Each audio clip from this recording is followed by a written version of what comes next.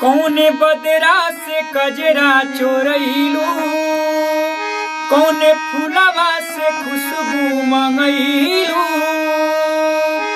कौने बदरा से कजरा चोरैलू, कौने फूलवा से खुशबू मंगैलू। धानी किए हो धनी जिया छछनावेला छागल ना दुनिया पागल कइले बा। किए हो धनी जिया छछनावेला छागल ना दुनिया पागल कइले बा।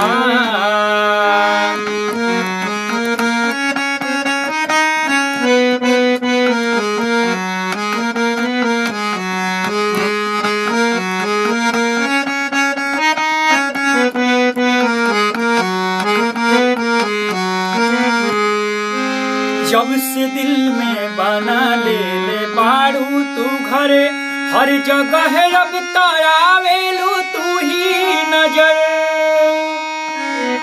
नैना चित चोरे ऐसन असर कर गइल, तब से आवारा दिल दीवाना भइल।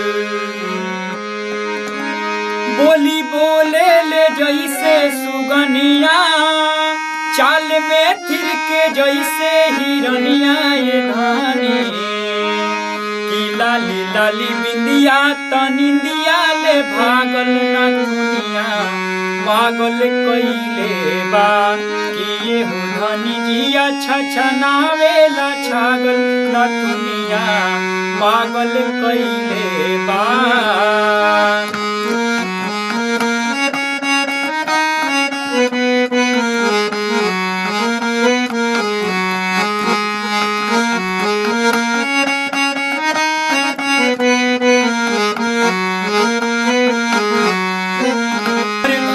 जब कमर में झमक जाला होके बेकाबू मन सनक जाला हो।